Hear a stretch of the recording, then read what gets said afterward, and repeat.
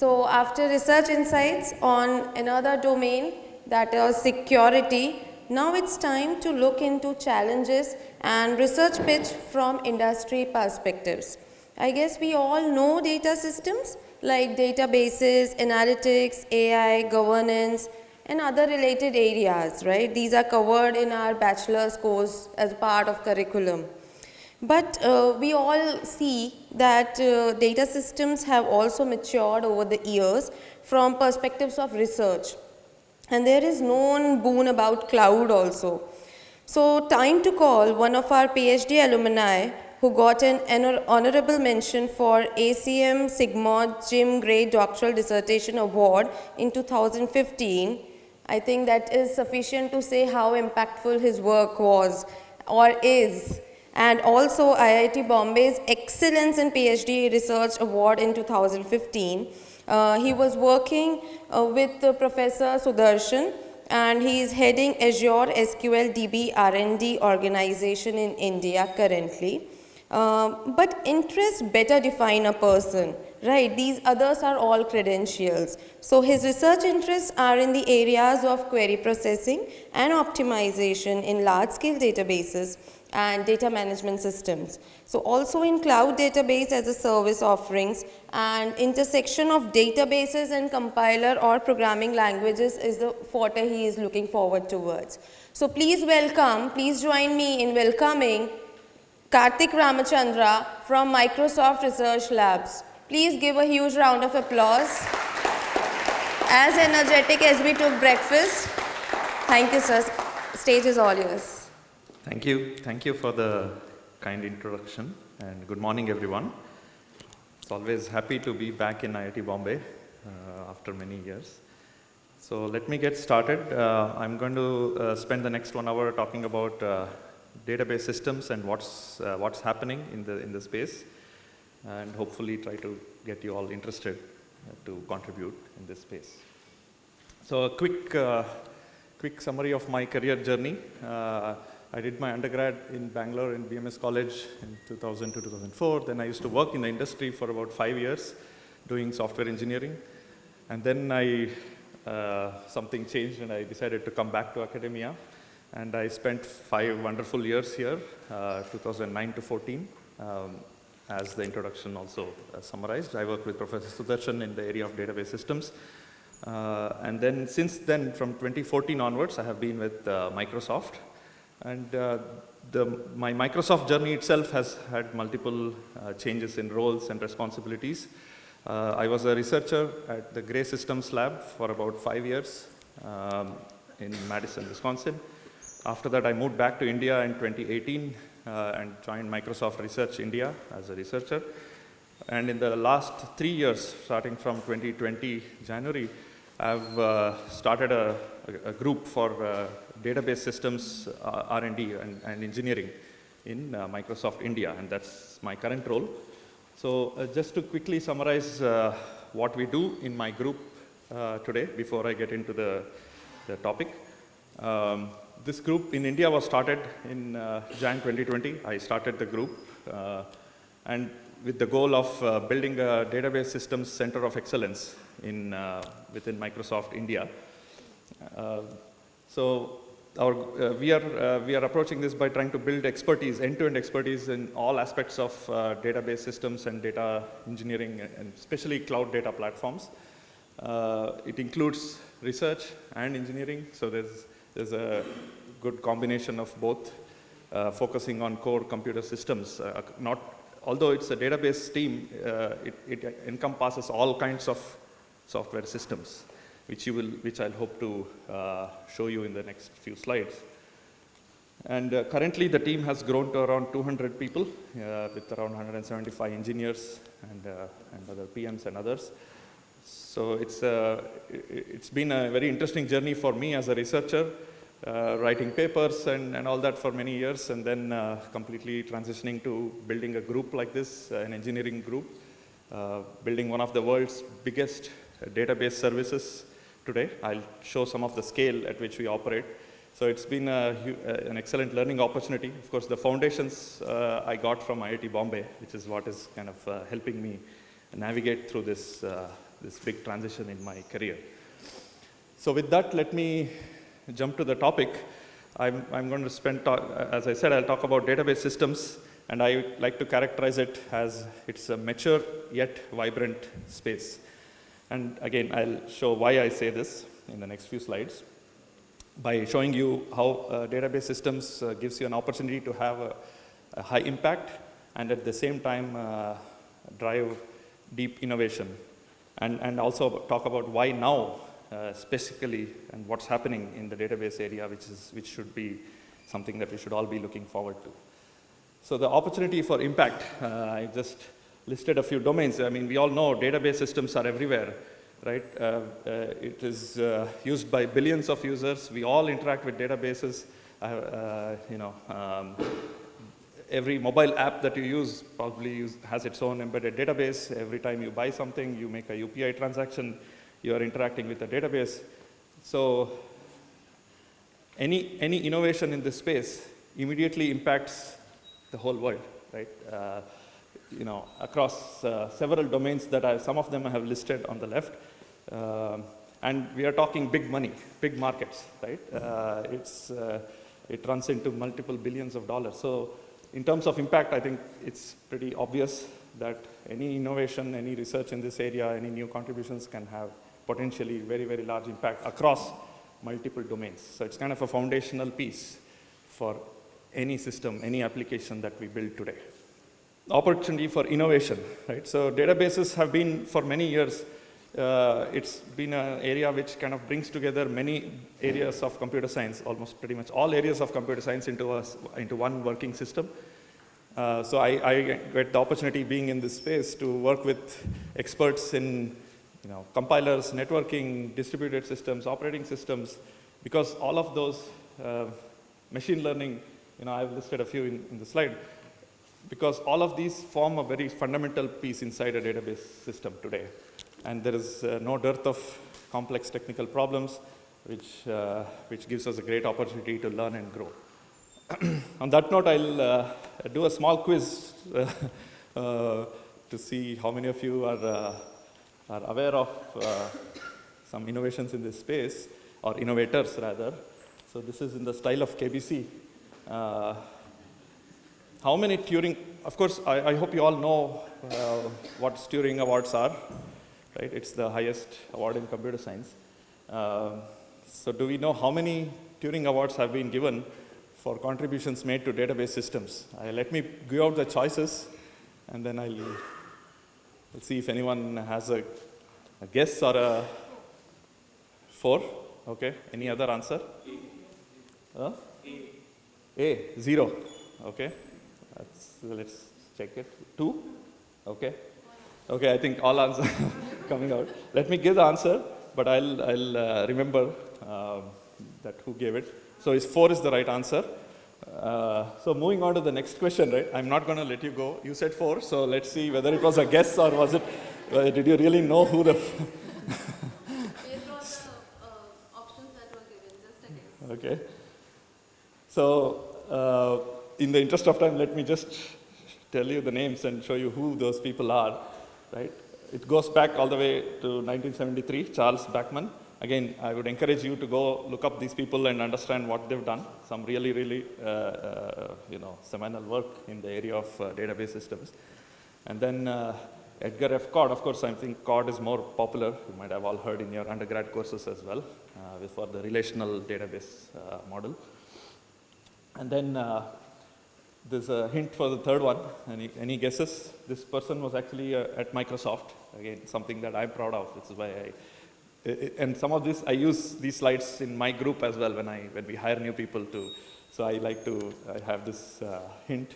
Any guesses who this might be? At least people who have been in this space, maybe. No. Okay, I'll give the answer anyway. It's Jim Gray. Right. Jim Gray was, again, this was 98, and then more recently, Michael Stonebreaker, 2014.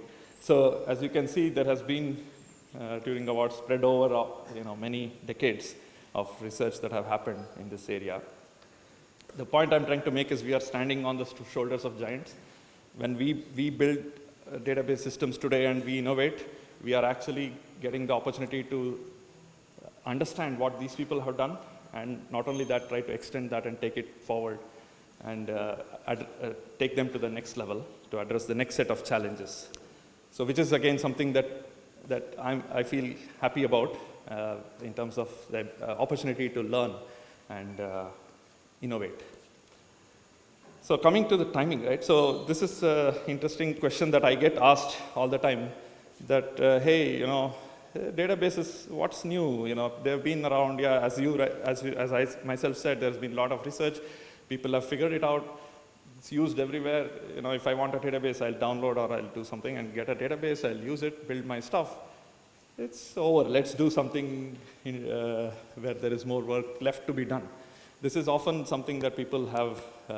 People think that there is not much left to be, not many hard problems left to be solved in the area of database system. But is it really true? As a case in point, I will take an example again from Jim Gray himself, which in his Turing Award lecture in 1999, when he gave a challenge for all scalable systems, again, not specifically to database systems, but this is a statement he made. Again, this is an excellent lecture for you to go read about. How at that, in 99, he was able to sort of foresee the kind of things that were to come. So the challenge was that can we build systems that are used by millions of people each day and administered by, it's important, by a single part-time person. That was his choice of words, right? So it's an interesting challenge.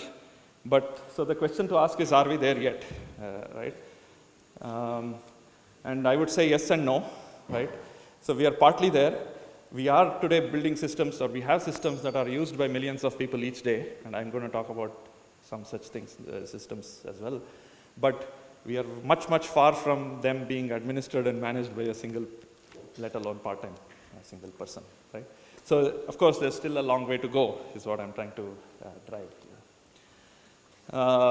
So what's the disruption? What's happening in this area?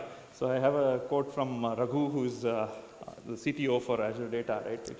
So he mentioned in one of his recent talks that database systems are kind of literally being ripped apart, in the sense as, I'll again show you how they're being ripped apart, but it's going through some, one of the biggest periods of change since their inception. And I'll try to bucketize that into sort of three things conspiring to make it happen. The cloud is one of the big things. I'll spend most of my time here talking about that and how cloud is actually disrupting and forcing us to rethink how database systems have to be built from ground up, which adds many aspects which were not really the front-end center of design principles for a database engine before the cloud. And so data governance, I think some of it we already talked about with the onset of regulations like GDPR and its variants. Data privacy, protection, and compliance is no longer an option. It is something that has to be guaranteed by a database system. And these things are not something you can just add on to an existing database. Some of these actually touch the core of how databases have been built and the assumptions with which they have been built, which is making us to rethink and redesign and again, innovate. And of course, needless to say, the scale and complexity of workloads is ever increasing. The kind of operations that people do, the scale of data that is handled, that is not going to reduce. It's only going to increase. And solutions that worked in gigabyte scale will just not scale for petabyte scale, right? You need to come up with new algorithms, new theory, new systems to make it happen. The same solutions that worked will not simply scale forever. So I've just kind of, there is more to it, of course, but I'm just trying to categorize it into three buckets. And as a result of these things, right, there is a vibrant ecosystem of big players trying to play this game, as well as many startups also trying their hand at it and trying to disrupt, right? So just as an example, this is a survey from Gartner, which is a independent body which does several of these kind of surveys. So this shows in the space of cloud database management system. This is from end of 2021, it's about a year old. who are the main players and so on. As you can see, there are we are Microsoft, Amazon, and all some of those at the top today, Google, and a few others. And there are many startups and smaller companies trying to grow. The more interesting picture is this one. Sorry for the resolution, I couldn't get a better picture. But this shows from 2011 to 2021 how the market share in databases has evolved or changed. So while one thing, of course, I'm happy to say is that it shows that Microsoft has sort of taken the lead in the last couple of years, and Oracle has actually started to dip, which is these are interesting trends, as you can see, because Oracle has been on the top for many, many years, and there is, of course, Amazon and Microsoft are kind of neck to neck in the data space today. But more interestingly, what I want to draw your attention to is this tangled mess in the middle, right? Which shows how active this space is. How many new companies are coming up, how they're falling and rising and all of that, right? It shows the vibrant state of the market, or in terms of the innovation and the things that people are trying to build new kinds of database systems to handle different use cases. So you'll see a whole bunch of companies that did not exist in 2011 have shown up in the top 10 today. So these are signs of a very vibrant ecosystem where there's a lot happening.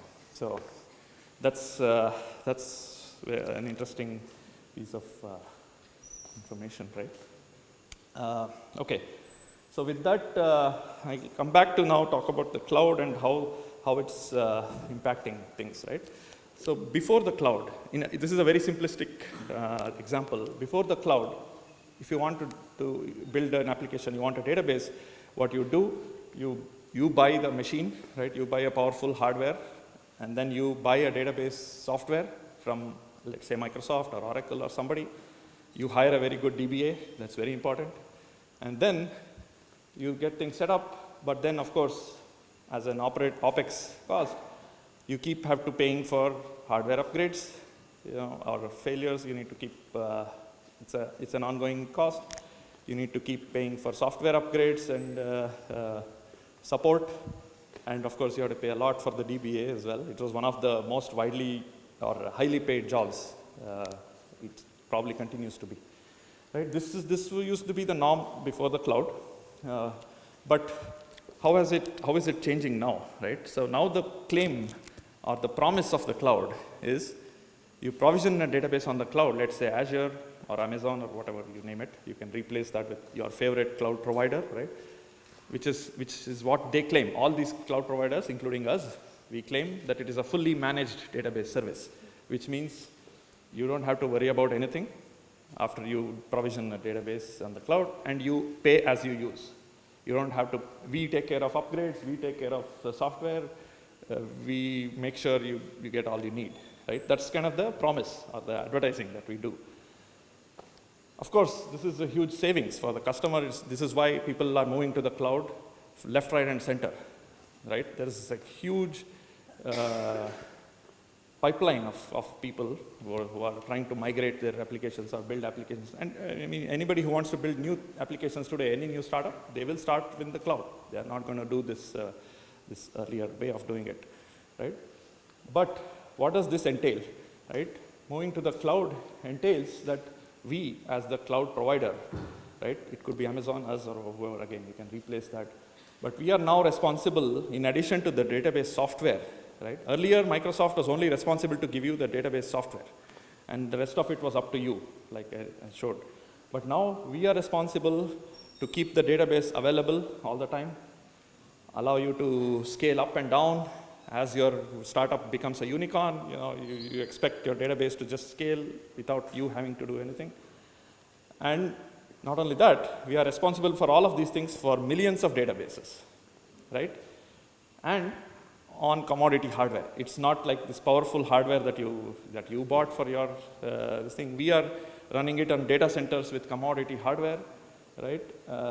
And we run millions of databases. At that scale, we need to give these additional guarantees, which was not the responsibility of database people earlier, right? So that is a big change which cloud is sort of introducing. So there are studies being done to understand exactly whether in the long term is it really a cost saving or is it the same or whatever. But given all these the costs that people have today, as of now it seems to be clearly a cost savings for the customer for the value that is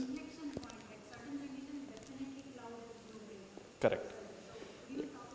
Yeah, exactly. So there are situations where cloud may not be the solution for you, right? But for the majority of the use cases, it works. It has been proven, and which is why people are aggressively migrating to the cloud. It is showing that the total cost of ownership is definitely lower. But again, yeah, it depends on the use case. It's not like everyone will move to the cloud. There will always be databases running on-premise, right? That will be the world will be hybrid or heterogeneous. So with that, I'll go a little specifically into SQL Server and how our journey has been in Microsoft to take SQL Server, which was a software that we used to build and sell, and transition it into a cloud service. This slides have been taken from a VLDB 22 talk, invited talk that was given by Hanuma, who is one of our technical fellows in SQL. So just a quick summary of the cloud database offerings that we have in Microsoft. So Azure SQL Database is the cloud, is what we call it. It is built on SQL Server, which is the core database engine. And there are several flavors of it. You can, based on how much control you want as a customer, you can get it on a VM where you have OS access and control over the operating system and all the configurations, all the way to more PaaS or a platform as a service style offerings where we manage more and more pieces of the database and you have less and less control as a customer and we take care of things. So there is, you don't have to get into this detail, but I just wanted to show that there are different flavors. I'll cover some of that in the next slide. And I want to just highlight the criticality of these services that we offer, right? We power some of the biggest businesses. These are all India customers, some sample of customers in India, right, for us. We power some of the biggest businesses, biggest financial organizations, you name it, right? And these are some of the more like the worldwide customers that we have, right? So, and their success is our success, but our failure, if things fail from our side, it hurts them, it hurts their bottom line, right? Their whole business depends on the database service being there all the time, offering that service without any disruption. So we have a huge responsibility. That's the so yeah, as I said, SQL Server has been a leader in the on-prem database business, right? We have been around for many decades, but it was managed by the customer in a well-controlled environment by highly paid DBAs. But evolving it into a cloud service, there was a lot of innovations that have taken place and are still happening. And a lot of it are based on the learnings as we deploy and as we scale more and more databases to the cloud. We are learning from the experience. And this is the part which I want to highlight on in this talk more, is that these learnings have actually unlocked many research opportunities which were not as important perhaps in the past. And it has led to several publications and interesting work. And it's also a collaboration with academia, industry, and all of us. Again, I'm using Microsoft's platform as an example, but you can generalize this to any other database as well, right? So I will try to correlate some of these as I show some examples, what are the kind of research opportunities and the publications that have come out from our group. But yeah, it's a broader thing. So the rest of the talk, I'll briefly talk about SQL Azure at scale, what is the kind of scale we operate at, and briefly talk about the architecture, and then cover some of the key innovations in the recent past. Again, many of them triggered by the cloud, right? Motivated by how the cloud is changing things. I have a bunch of things I'll see as much as time permits, but please feel free to ask me questions. I'm okay to go into detail as much as I can. Okay. So SQL Azure at scale. So I cannot give you the exact number of how many millions of databases we operate, but I can tell you it is several millions, right? And it's across a wide spectrum. There are people who are running very small databases to very large databases. People use it for development and testing purposes. People use it for running their whole business as a backbone, right? As a sample data point, this is more than a year ago, we run about 900 trillion plus queries per month. You can do the math, how much it translates to per second. It is, and this is 1 year old. I mean, it's probably, it's obviously much more today, right? And what are the kind of guarantees we give, right? The primary guarantee is what we call as the availability guarantee, which is kind of, in the distributed systems world, this is one of the fundamental guarantee that you need to give. We give what we call as 4 nines availability, which means that the database is supposed to be up and accepting requests 99.99% of the time, right? Which leaves us about a couple of minutes a year or I don't know, something like a very minuscule amount of time of downtime that is permitted within the SLA. So. And we are available in all geographies in 140 countries, 60 regions across the world in Azure, and we have multiple availability zones and so on to give redundancy and availability. And there are some special dedicated regions for government clouds because of the data compliance and the privacy requirements. And for all these databases, we offer a fully managed experience, right? Again, like I said, it's supposed to automatically scale up and down as your needs, as the customer's needs change, and we automatically upgrade. You don't have to worry about, there's a new version of the SQL database, now I need to go and upgrade. We take care of all of that. We take periodic backups. We make sure data is never lost, right? Which is critical. So all these things are taken care of at that scale while honoring all the data residency requirements and so on. Of course, to do this, as Jim Gray said, we are not yet at a place where one person can do this.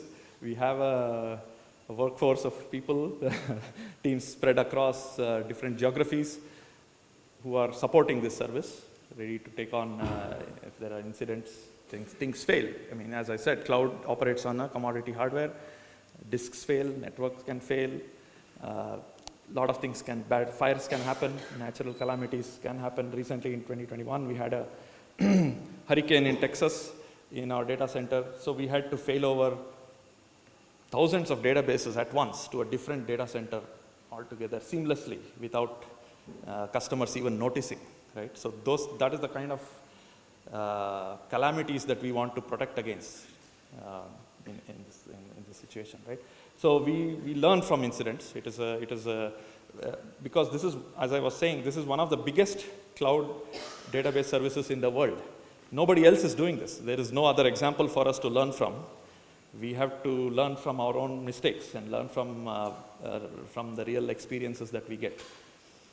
And we learn from data. So we have learned to use data-driven techniques, right? Again, a huge opportunity to use all kinds of machine learning and AI techniques here to automate many of these things, how to predict these unexpected situations and how to react to them and so on and so forth. There's again, these are big topics by themselves. And the other interesting tidbit that I want to leave you with is that there are no corner cases in this world, because let's say you have a bug which happens in a concurrent situation in a random, whatever, interleaving of threads or whatever, which may have a probability of 0.001 of occurrence. That's still, at even 1 million databases, it translates to 1,000 databases, right? So even a random bug, concurrency bug, which might be there in your system, might bring down 1,000 databases, and if one of them happens to be, let's say, Walmart, then Satya Nadella will get the phone call directly, right? I mean, it will lead to billions of dollars of losses, right? So we cannot ignore corner cases and say that this is not an important bug to, let's live with it kind of a thing. So these are lessons we are learning, and how do, again, maybe, all kinds of, we try to use all kinds of techniques, maybe formal verification, we can explore the use of formal methods to prove correctness, or better ways of testing, concurrency testing. There are a lot of hard problems hidden underneath which are being exposed at the scale at which we operate. So with that, let me give a simple explanation of how SQL is architected in the cloud. So think of that box as the data center, and it's organized as what we call as tenant rings, which is a bunch of nodes connected together, and each node has a virtual machine on which there is a resource governor that sits, and there are SQL Server instances, right? The database instances that run, one or more database instances, and each database instance may host one or more databases, right? This is a very highly simplified picture of how database services run on the cloud, right? We have three flavors in which we offer our database service. One is the general purpose, second one is business critical, and third one is hyperscale. I'll quickly tell you what it is about. General purpose is the most economical or the cheap offering that we have, where the database, so this is the tenant ring where the databases are placed in nodes, but the storage is completely in a remote storage service. There is no data being stored in the same machine where the database is running. So both the data and the backups are all taken and periodically stored in Azure Storage Service, which is a distributed storage offering. And then you can, of course, set up geo-replication for disaster recovery scenarios. And based on the storage, which also does geo-replication, you can immediately bring up a database instance in a different data center and point it to the same file or the same data in storage, and you are up and running very quickly. But because of the network in between, the kind of performance you get and stuff may be not great, but it is good for many use cases. So that is why it's called as the general purpose offering. For people who want more better performance and better guarantees, we have what we call as the business critical offering, where the data and the logs of the database are stored in the same machine. It's not remote. We have local SSDs which host the data as well, and it is replicated 4 ways for availability. This is a synchronous mode where transactions do depend on quorum across those 4 replicas, right? But then it is not elastic, because you cannot scale the compute and storage are kind of coupled to each other. You cannot scale beyond a point because it's a single node, and also you cannot scale the compute independently of the storage and all that, depending on the workloads. So that is one of the limitations of this architecture or offering. And there are certain operations which are database size operations, O of database size. When you have databases running in multiple terabyte sizes, those things are harder to do because it takes much longer, and some of this may affect our availability. I'll talk about some of that in the context of recovery and all that. So that is the business critical offering. To overcome some of these limitations and to kind of rethink how we build databases in the cloud, this was again innovation that came out from our group. When I say our group, I'm talking about a team of people sitting in Redmond, India, everywhere, right? So it's an entire organization that I'm talking about. This was published in SIGMOD 2019, where we, again, this is what I was mentioning when I said databases are literally being ripped apart. So we took the monolithic SQL Server database, which was a single process, and split it into different services. One offering the compute. Okay. So the top part here offers the query and transaction capabilities, and the storage is separated out as a separate set of services, right? And then the transaction log itself is extracted out as a different service by itself. With this, what we get, we have now separated out the compute and storage, so you can scale the compute independently. You can keep adding more compute nodes as the workloads increase. There are, we have examples of people running a database of maybe 100 terabytes in size also, right? So they need really a lot of compute power. So the compute can scale by themselves. The storage is organized as in terms of what we call as page servers. It's the abstraction of the database pages, data pages, and chunks of them, as I've shown here using size of data by n. As many page servers you have, you split up the pages, database pages, and store them across these multiple page servers, which are again replicated for availability. Remember that once we make it into a distributed system like this, every node can fail, every node can go through, have its own. We are also introducing more points of failure for which we have to account by having redundancy.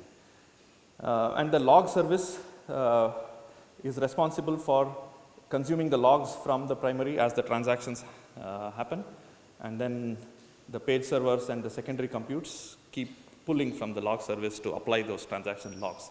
So this is a highly complex distributed system at work, right, to handle the ACID guarantees that we have to give. You might have all read about ACID in your database courses, along with availability and other things that I mentioned, elasticity and so on. Right, so this is how we operate this database as a service at scale today. And we eventually hope to get to using only this as our architecture going forward, and move away from the business critical that I showed earlier. Okay, so that's about how SQL Azure runs in the cloud. Now I have about probably 20 minutes left. I think we started about 10 minutes late. So I'll cover some of these innovations. Again, I'm happy to talk more offline. So the first one I want to talk about is the flexible resource allocation. By resource allocation, I mean databases need computing resources, CPU cores, memory, storage, and all that. How do you allocate these resources is the problem of resource allocation. So it starts with, earlier it started with what we call a static resource allocation, which is basically, if as a customer, I say I want 8 cores and whatever, some amount of memory and storage, that amount of resources are reserved in the data center for you.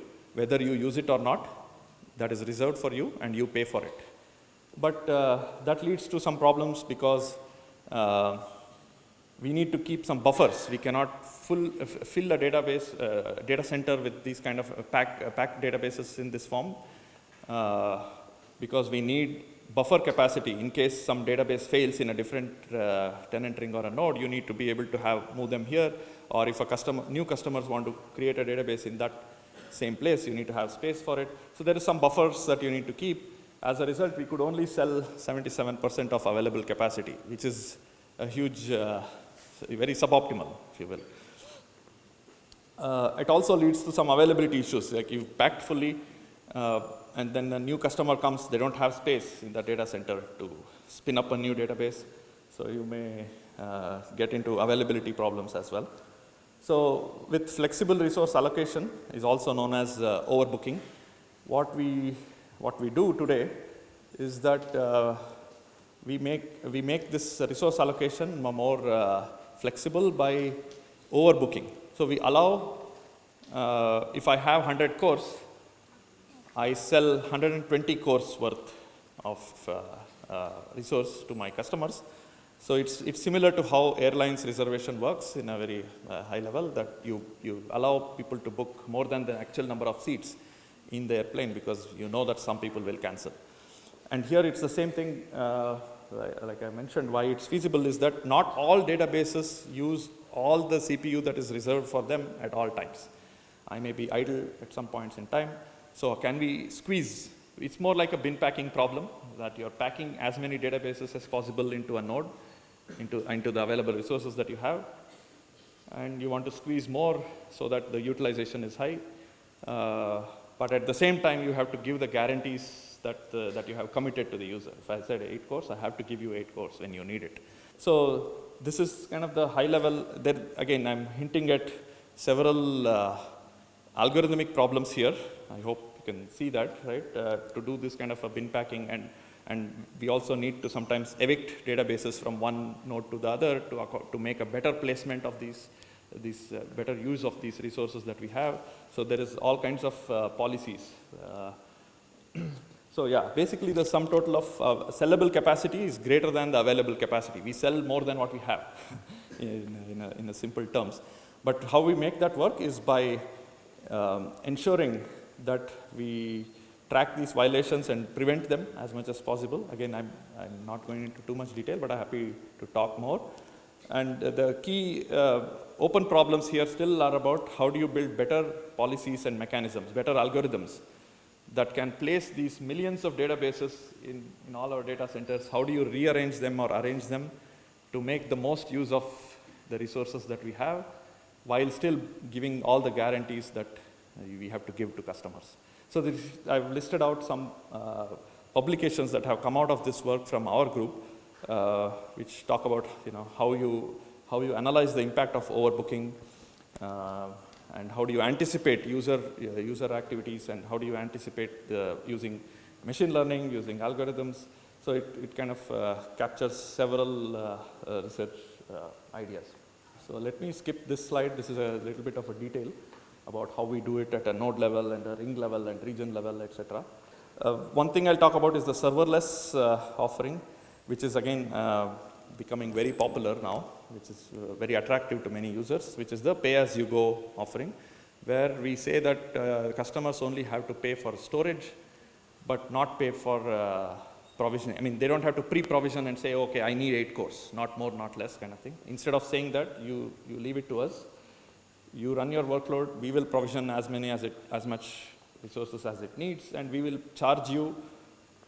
We will bill it per second of cycle. It's so more like an electricity bill now, right? As you use, for every cycle of CPU you use, you pay some money. And this works very well for some workloads, which are bursty or periodic kind of workloads. Again, there are some very interesting algorithmic challenges here and policy challenges of how do you make this work. So that graph shows that the actual CPU usage is the green lines. So when the database is inactive, we kind of reclaim all the CPUs, and we can now pack even more. As you can imagine, now we can pack even more databases in the same set of resources that we have, which is how we make our savings as a cloud provider. Right? So, so this is there's again a paper about how we do auto scaling and in serverless, which is again very recent, right? So some of these, as you can observe, these were not even a constraint in the pre-cloud era. People did not even, these things were not even thought about, or it was not a main concern, at least for databases. But now they have become front and center. So, okay, I'll move on. Any questions on serverless or how these technologies operate? Any questions on flexible resource allocation? Constant time recovery. So, I hope you all, hopefully you know about database crash recovery. So databases can crash at any point in time. There may be ongoing transactions where you might have experienced it also when you're buying something or you're executing some financial transactions. Suddenly the database goes down, you get an error page, and you don't know whether you got the ticket or not. You don't know what happened, but the database has to come back to a consistent state. This is a well-known problem studied very much for many decades, and there have been recovery algorithms that have been proposed that, okay, no matter what, when and how it fails, in what state, it makes sure that when the database comes back up, it comes to a consistent state so that the data is not messed up in any way, right? But there was a challenge which surfaced only with the cloud or became exacerbated in the cloud. So from our data, we figured out that when databases crash in the cloud, which is again, actually it's much more because of commodity hardware and other failure scenarios, the recovery time, the time taken for the database to execute this recovery algorithm, right, was more than an hour for a large part of our customers of databases. So that is huge. And the problem with this is that while the database is executing this recovery algorithm, it is not available for transactions. It is not up yet. So the database crashed, it came back up, it has to execute that recovery algorithm and say, yes, now I'm good to go, now you can execute transactions. So that recovery algorithm has to complete, or at least get to some reasonable state before you can start accepting new transactions. So that means that if my database takes an hour to recover, I have already given up on my 99.99% availability. So the database is no longer available as I promised to the customer, because it is sitting and executing this recovery algorithm, which is, and the recovery algorithm, I'll talk more about why it takes so long and what we have done, the innovation that has happened. So this can lead to, we have had situations where databases were stuck in recovery for many hours.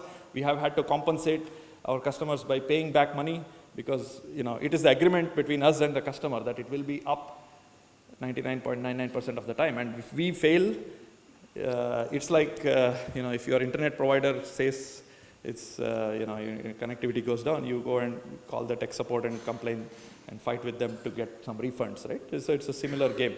So, but the problem here is that the crashes happen not because of the customer or anything. We may be doing it because we may want to run some security update, so we bring down an entire set of nodes. And then that causes many databases to crash. It's not determined by what workload was running there and what transactions were running, etc. So this exacerbated in the cloud and led to a lot of customer complaints. Again, like I said, this problem existed even before the cloud, but as we were only supplying the software, it was not in our top priority as such. But now that we operate the service and we are giving the availability guarantee, it becomes a big thing. So what is constant time recovery? So of course, we tried several things like parallelizing the recovery algorithm and many other system optimizations, but still it was not enough, right? So we had to rethink the algorithm itself, or the technique itself of how we do recovery.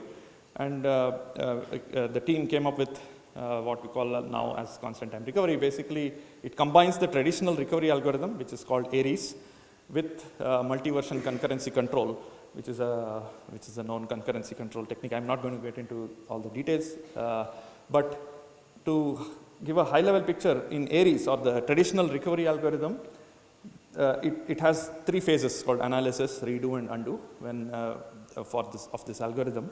So the redo phase, where it actually tries to redo some of the partially completed transactions and so on, it is proportional, the cost is proportional to the size of the oldest active transaction. So that is the key thing.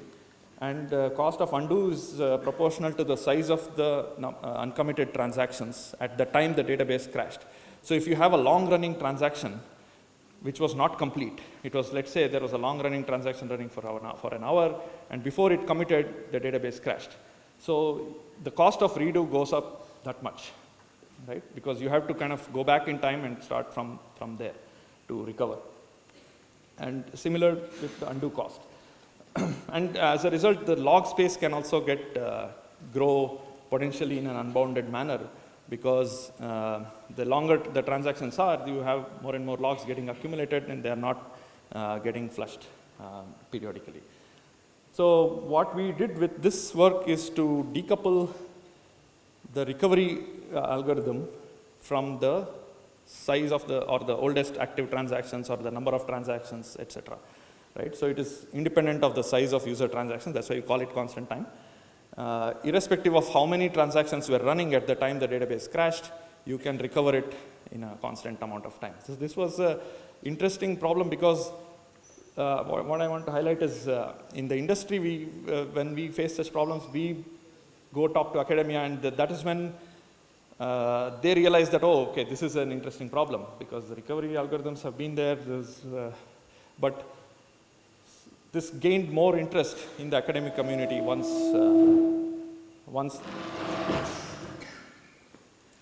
this data came out from us, for example, right? So with this constant time recovery, we were now able to bring down the recovery time to 3 minutes, which is a huge improvement. And again, there is a paper you can read. Definitely, I would recommend you to read to know the details of how we actually work with this too. Again, as you can imagine, these are intrusive changes which are touching the core of the database engine, which is highly complex algorithms, matured and refined over many years, and we have to go back and rethink some of these things. That is what cloud is kind of making us do. So, sir, what was the solution? That was with checkpointing or something? We do use checkpoint for aggressive log truncation, as I mentioned there, so that you don't have to wait for a long to maintain the long logs. But the key thing is to maintain multiple versions of the rows. So that's what I meant by multi-version concurrency control, is that when inserts, updates, deletes are happening, you maintain multiple versions of the row rather than updating in place. Right? When you do that, you want to go back to an older state. It's you don't have to insert new log records or have other compensating transactions, but you can just play with the versions to get to the state that you want to. So at a intuitive level, that is the additional trick, because all these recovery algorithms depend on what we call as write-ahead logging, which is before they make changes to the actual data, they write the log, which is flushed to disk and hardened, and then you make changes to the actual data. So we still do the same thing. We still depend on write-ahead logging, but then we maintain multiple versions, and that gives us the advantage. So combining these two was the key insight. But there will be associated errors still then, like if we are inaccurate in choosing the proper version, ultimately it is automatic. No, that is a bug, but if the algorithm is implemented correctly, you will pick based on the log sequence numbers and the way the transactions are ordered. Yeah. We will store that also. So does this work with different multi-version concurrency? For example, you have snapshot isolation, serializing a snapshot, or other entities. Does it work here? Yeah, so this is, there is a cost here, right, as you are kind of hinting at, is that irrespective of what concurrency or what isolation level you are running or whatever else, right, we now maintain persistent versions for all of these things for the sake of recovery, to improve the recovery cost or recovery time. So these versions are, again, of course, we garbage collect older versions and so on, but this is, whether you choose any concurrency control technique or any isolation level, we will use this what we call as persistent version store, which is going to store all the versions purely for recovery reasons. So it's kind of independent in that sense. That will still continue to work as before. There's no changes really. Yeah, there is some additional storage cost, as you were rightly bringing up. Again, nothing comes for free, right? In systems, if you want to improve the recovery time, there has to be some cost somewhere. So we take the hit not only on the storage of versions, but also on the transaction time itself. The transaction is doing a little more work now by creating new versions and so on. So there is a slight overhead there also, but it is negligible. And these versions that we store, they are garbage collected over time. So it's not a permanent overhead.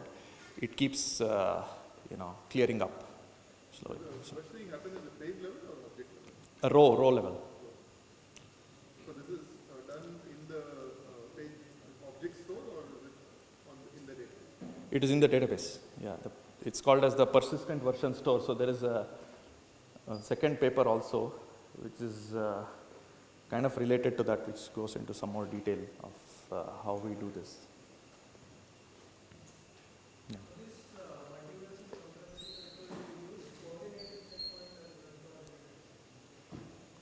Coordinated checkpoint. What do you mean?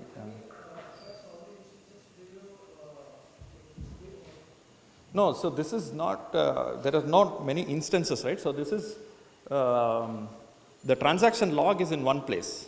Irrespective of how many compute nodes you have and storage nodes, the transaction log is one log that you are maintaining for the entire database. So what if the database is distributed across multiple servers and the transactions are run on different servers? Yeah, great question. Right now, the way I showed the Socrates or the hyperscale architecture where there are several compute nodes, but what I probably didn't highlight enough is that one of them is the primary node.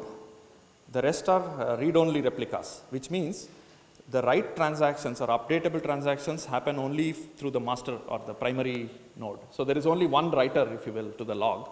The rest are only consuming and running read workloads. So if there are any read queries and so on, they can get load balanced across the other nodes that you have scaled. So it's not what we call as multi-master. So that is something that we are, in fact, moving towards slowly to provide multi-master. But that is a more complex problem because, as you are bringing up, when more people are writing, it makes it much harder. But right now, we don't solve that. We haven't solved that in our system. So, for example, if I have a database in some Indian data center in Indian region, and if I want to access it from the US, say, so the master will be here in the Indian region, right? So, I mean, even if you have read service. Oh, you can have geo-distributed read-only secondaries.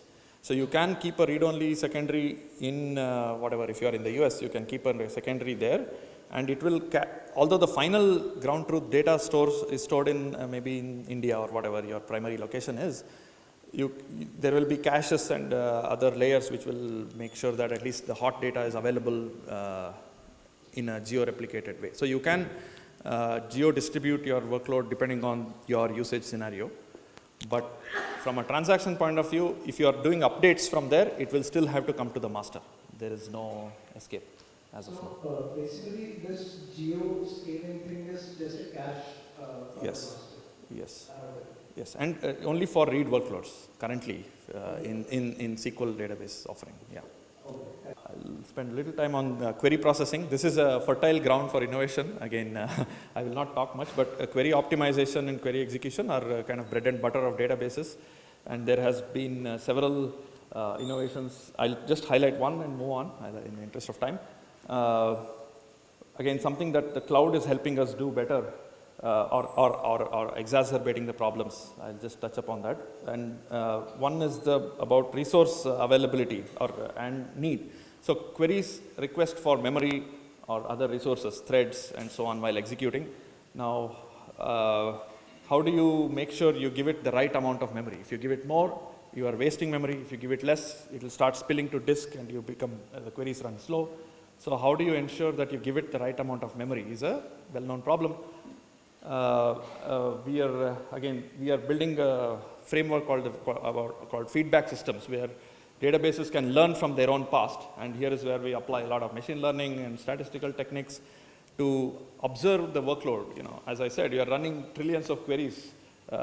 Why not learn from that, look for patterns, and improve these things, right? So this is a great area where you are applying ML in database systems to make database systems better. That's a wide, a big area of research by itself. So parallelism is the same thing. How many threads do you give to a query when it has to execute? How do you know how many threads will make it the most, run it fastest, right? So all these, we have built a feedback mechanism which learns from its own past and applying several, there's still improvements we keep doing with the kind of ML techniques we want to use here or any other algorithmic techniques, right, for memory feedback, parallelism feedback, and cardinality feedback. And compile storm is an interesting case where, as I was discussing, if there is a failover, if the database goes down, you bring up another instance in a different location or on a different node. But the problem is now that it comes with a cold cache. So you had warmed up, you were running some workload, so there was some data in the cache, but now you failed, so you came to a different machine. So suddenly everything goes to disk. So now customers, although it was a transparent failover, customers notice that suddenly my database became slow, right? My UPI transaction circling a few more times, right? We get scared that, oh, what is happening and whatnot. So same thing happens with what we call as query plan cache as well. Databases maintain a plan cache for execution plans. So that also is lost when you're failing over from one node to another, right? So how do you overcome that? So we have an interesting technique, which because query optimization is an expensive process, it is a search across a huge plan space, and so we try to keep track of the steps that the database took, or the path it took to navigate through the search space, so that you can optimize faster. So some of these have led to, again, papers and interesting research problems. Okay, how much time do I have? Should I wrap? Okay, I can wrap up. I can skip this. So there is only 2 slides ahead. I can skip this. This is about how we give guarantees about encrypted data. Making sure that data always stays encrypted while even during query processing. That is a recent paper that came out 3 years back. And then also ledger-enabled tables. I want to just talk about this one. No talk is complete without talking about ChatGPT, so I have to have one slide. So this has again become an interesting area of opportunity for us. LLMs and databases, there's a lot of discussion, conversation, ideas that people are trying. I have listed a couple of obvious ones, right? NL, natural language to SQL, dialect translation, which is translating from Oracle SQL to SQL, Microsoft MS SQL or Postgres and whatnot, and things like that. Also change summarization and auditing kind of use cases also we are trying to, there are attempts. And this is one example that I tried on ChatGPT, where I just said, is there a simple equivalent of, and I gave a kind of a complex query. And interestingly, ChatGPT said, it gave an English explanation of what that complex query is trying to do, and also gave a simple equivalent of that query, which is very impressive. So anyway, I just want to highlight that we try to embrace all the innovation that is happening in all other areas of computer science. So was it consistent enough to incorporate all the complexities that you gave? No, I mean, this is just an example. Not yet mature enough, or we've not tried, there's nothing close to real use, but there is hope. I mean, there is opportunity, that's all I'd say. So my last slide, cloud databases are going through a lot of constant evolution and still need a lot more innovation. So I covered some examples, and still there are a lot of open problems, and the cloud has unlocked many opportunities for us. So this opens up lots of interesting research opportunities, and an open invitation for all of you to contribute and collaborate here. Thank you. Thank you. Yeah, we